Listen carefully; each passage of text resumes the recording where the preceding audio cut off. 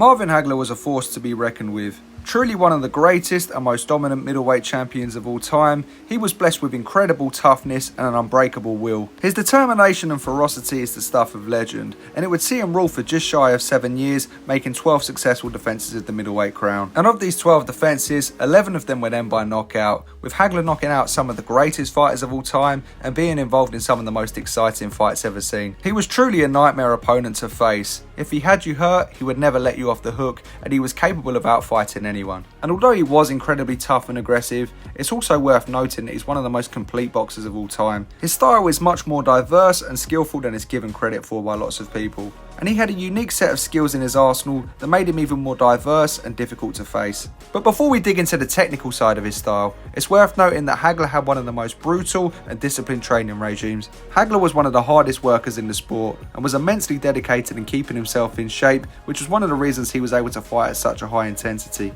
His discipline and mindset are major contributions to his success. From all the hours he put into the gym, he was able to develop a unique and well-rounded style that could work out whatever was put in front of him. Now firstly, I'm going to cover the main weapon in his arsenal, and that was his jab. Hagler's jab served him well in so many different ways. Firstly, he was a natural right-hander who mainly fought out the southpaw stance. And with that being the case, it was his stronger hand, which meant it would carry more power when it landed. And Marvin could use this jab consistently whilst on the back foot, moving away from his opponents and keeping himself at long range. But he was also great at using it in an aggressive manner in order to close the distance on his opponents. Hagler would spring all the weight off his back foot and lunge in with the jab. Now this served two purposes for him. He was able to get his entire body through the shot, and it drastically closed the gap. For normal fighters, this is a pretty risky strategy, as you don't want to lunge in and get caught with your entire body weight going through the shot. But Hagler was blessed with a phenomenal chin, and he had full belief in it, so he was willing to take a shot on the way in order to land his own work. And once he was in range, he was in his element up close and could use his physical strength to unload his powerful shots and cause damage. But what made him different from most aggressive fighters, and even more difficult to deal with, was his seamless ability to shift stances mid-combination. Whenever you switch stances, it makes your opponent adjust, as you've created new angles to land your own punching opportunities that your opponent won't necessarily see coming. And Hagler was able to do this either on the front foot or the back foot. And his strong core and good centre of balance meant that he was always able to throw his entire body through the shots from either stance. And then of course, there's his freakish ability to take punishment.